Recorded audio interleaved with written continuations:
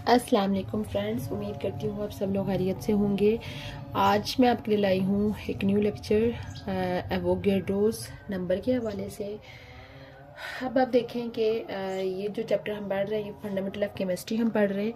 इसमें हमने different concept पढ़े, तो जिसमें हमने एटम के बारे में पढ़ा था कि एटम जो है वो इंतहाई स्मॉलेस्ट पार्टिकल है, इसको हम अपनी नेकेड आई से नहीं देख सकते। ठीक है, अब सपोज हमारे पास कोई सब्सटेंस है,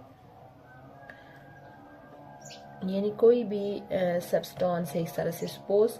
अब आप देखें कि साइंसदानों के पास कोई भी ऐसा मेथड नहीं है वो के सब्सटेंस के अंदर जो है वो नंबर ऑफ एटम्स को क्या किया जा सके, काउंट किया जा सके। किसकी बात कर रही हूँ मैं? नंबर ऑफ एटम्स के बारे में। ठीक है, यानी कि इस सब्सटेंस के बारे में एटम साइंसदानों के पास कोई भी ऐसी टेक्निक नहीं है कि वो इस सब्सटेंस के अंदर नंबर ऑफ एटम्स या नंबर ऑफ मॉलिक्यूल्स को काउंट कर सके। ठीक है, इसलिए साइंसदान क्या करते हैं कि इस यानी कि उनके लिए इजी क्या होता है कि इसका मैस फाइंड करना, कि वो इसका यानी कि इंडिविजुअल एटम को काउंट करने के बजाय वो इसका मैस फाइंड कर लेते हैं। ठीक है, इसलिए यानी कि किसी एटम के अंदर कितने नंबर ऑफ पार्टिकल्स हैं और उसका मैस कितना है, इसका रिलेशनशिप जो है वो जानना बहुत ज़रूरी है। यानी कि क्या चीज़ इम्पोर्टेंट है? रिलेशन बिटवीन किस किस चीज़ के दरमियान रिलेशन? किसी भी सब्सटेंस के मैस के दरमियान एंड नंबर ऑफ एटम्स के दरमियान। नंबर ऑफ एटम्स के दरमियान जो है वो रिलेशनशिप जानना बहुत ज़रूरी है। अब आप देखें, सबसे पहले अगर हम मैस की बात करें तो अब आपको पता है कि यानी पीछे मैस के बारे में हम पढ़ चुके हैं कि जो एटम्स का मैस होता है वो रिलेटिव एटॉमिक मैस की लिया जाता है, और उसका जो यूनिट होता है वो क्या होता है? AMU, atomic mass unit. और 1 AMU ये भी हम पीछे पढ़ चुके हैं कि 1 AMU कितने के इक्वल होता है? 1.66 10⁻⁻24 ग्राम। अब आप देख सकते हैं कि ये -24 ग्राम, ये इंतहाई जो है वो एक छोटी टर्म है, इसके साथ लैब के अंदर डील करना जो है वो बहुत मुश्किल होता है। ठीक है, अब आप देखें कि सपोज हम जो पीरियोडिक टेबल के सबसे पहले 2 एलिमेंट्स हैं उनकी बात करते हैं। पीरियोडिक टेबल का जो पहला एलिमेंट है वो है हाइड्रोजन, और जो दूसरा एलिमेंट है वो है हीलियम। अब हाइड्रोजन का जो मैस होता है वो 1 होता है और हीलियम का जो मैस होता है 4 होता है। ठीक है, सपोज हाइड्रोजन के एक एटम का मैस 1 है और हीलियम के एक एटम का मैस जो है वो 4 ग्राम है। ठीक है, अगर हम इन्हीं एटम्स की तादाद को बढ़ाते जाएं, सपोज अगर हम हाइड्रोजन के 100 एटम्स ले लें तो वो मैस सपोज 100 ग्राम हो जाएगा।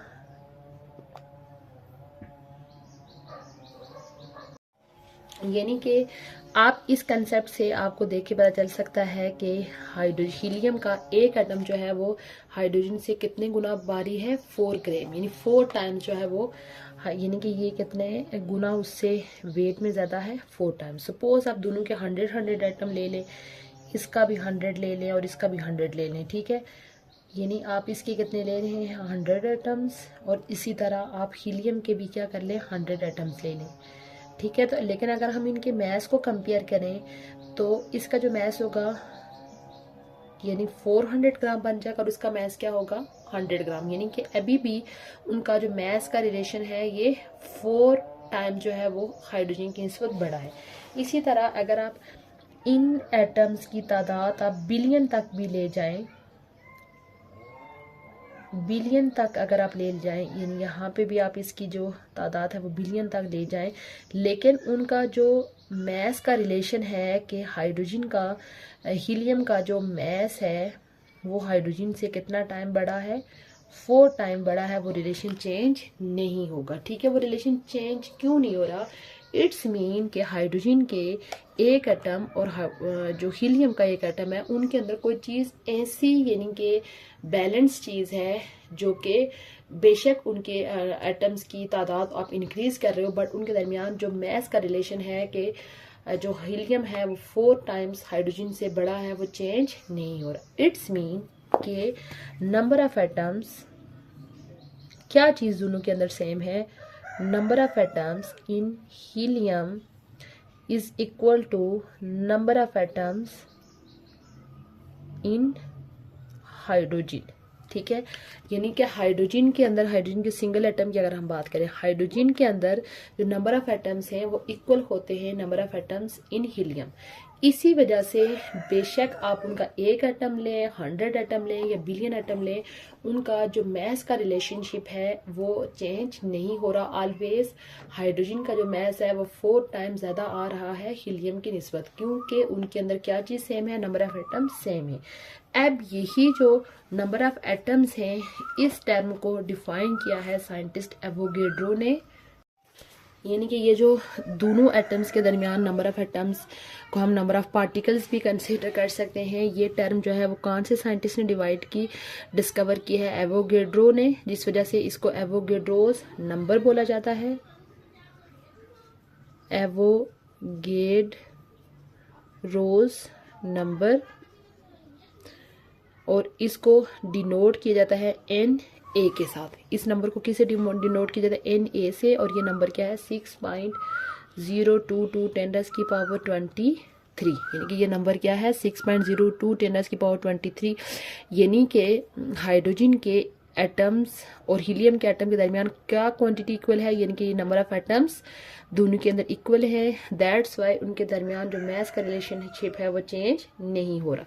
इसी तरह अगर हम किसी एटम की बात कर रहे हैं, ओवरऑल तो मैं इसको नंबर ऑफ पार्टिकल बोल रही हूँ, ठीक है। अगर हम किसी एटम की बात कर रहे हैं तो हम यहाँ पे बोलेंगे number of atoms, number of atoms की हम टर्म यूज करेंगे, ठीक है। अगर हम किसी मॉलिक्यूल की बात कर रहे हैं तो उस टाइम हम यहाँ पे क्या टर्म यूज करेंगे, number of molecule, number of molecule. उसके बाद अगर हम किसी आयन की बात कर रहे हैं उस टाइम हमने यहाँ पे क्या टर्म यूज करनी है, नंबर ऑफ आयन्स, ठीक है। उसके अलावा अगर हम किसी फार्मूला यूनिट की बात कर रहे हैं तो हम यहाँ पे क्या लिखेंगे, number of formula units, number of formula unit, ठीक है। एज अ होल इन सारे टर्म्स के लिए ओवरऑल हम बोलते हैं नंबर ऑफ पार्टिकल्स, इनको बोला जाता है number of particles. But different condition में ये जो नंबर ऑफ पार्टिकल्स का वर्ड है ये चेंज हो जाता है, यानी एटम के केस में ये नंबर ऑफ एटम्स बन जाता है, मॉलिक्यूल के केस में ये नंबर ऑफ मॉलिक्यूल बन जाता है, नंबर आयन के केस में नंबर ऑफ आयन्स, और फार्मूला यूनिट के केस में नंबर ऑफ फार्मूला यूनिट्स। जैसे सपोज हम यहाँ पे एक देख लेते हैं कि सपोज हमारे पास 18 ग्राम ऑफ वाटर है। वाटर आपको पता है एक मॉलिक्यूल है, तो हम बोलेंगे कि वाटर के अंदर कितने मॉलिक्यूल्स हैं, 6.022 10⁻23 मॉलिक्यूल्स ऑफ वाटर, ठीक है। इसी तरह अगर हम क्लोराइड आयन हमने लिया हुआ है, ठीक है, तो क्लोराइड आयन का आपको पता है वेट होता है 35.5 ग्राम Cl नेगेटिव आयन, ठीक है। तो उसके अंदर हम बोलेंगे कि इसके अंदर 6.022 10⁻23 आयन से, किसके, क्लोरीन आयन से, ठीक है। अब आप देखें कि ये जो क्लोरीन है, अच्छा, अब अगर ये कि ये जो टर्म है ये 6.022 10⁻23। अब आप देखें इस टर्म के बारे में, अगर हम देखेंगे ये टर्म कितना ये बड़ा नंबर है, ठीक है। यानी कि कहते हैं कि अगर एक कोई बंदा जो है वो 1 सेकंड के अंदर जो है वो 10 लाख रुपीस खर्च कर रहा है, ठीक है। यानी कितने, 1 सेकंड के अंदर वो 10 लाख रुपीस खर्च कर रहा है, तो उसको ये जो अमाउंट है ये खर्च करने में कितना साल लगेंगे, 19 बिलियन ईयर लगेंगे, 19 बिलियन ईयर। आप इससे ये अंदाज़ा लगा सकते हैं ये जो 6.022 है 10⁻23 ये टर्म कितनी बड़ी है, और इससे फिर अंदाज़ा लगा सकते हैं कि किसी सब्सटेंस के अंदर नंबर ऑफ़ एटम्स या मॉलिक्यूल या आयन जो है वो कितने ज़्यादा होते हैं। इस लेक्चर का सम अप कर लेते हैं।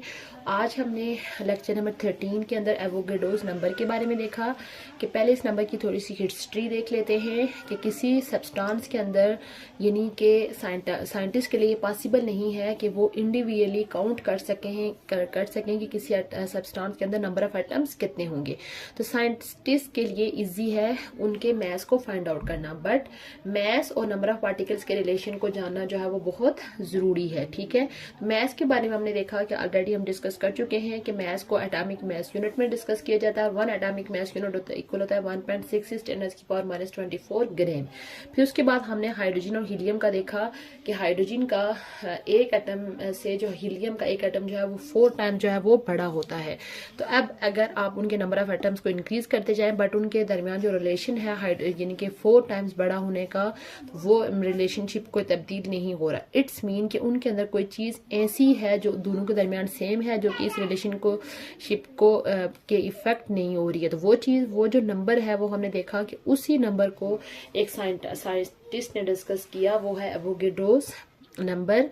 और एवोगैड्रोस नंबर के लिए डिफरेंट सिचुएशंस में डिफरेंट टर्म यूज़ की जाती हैं। और एवोगैड्रोस नंबर को ओवरऑल Na से रिप्रेजेंट किया जाता है 6.02 × 10⁻23। और अगर एटम्स के केस में इसको नंबर ऑफ एटम्स बोला जाता है, मॉलिक्यूल के केस में नंबर ऑफ मॉलिक्यूल, और आयन के केस में नंबर ऑफ आयन्स, और फार्मूला यूनिट्स के केस में नंबर ऑफ फार्मूला यूनिट। और फिर हमने उस टर्म के बारे में देखा कि ये टर्म कितनी बड़ी है कि अगर एक बंदा 1 सेकंड के अंदर 10 लाख रुपीस खर्च कर रहा है तो उसको यानी कि ये पैसे खर्च करने के लिए 19 बिलियन ईयर जो है वो लगेंगे। उम्मीद करती हूँ आपको आज का लेक्चर अच्छा लगा होगा। इंशाल्लाह बहुत जल्द न्यू टॉपिक के साथ हाजिर होंगे। तब तक के लिए अल्लाह हाफिज़।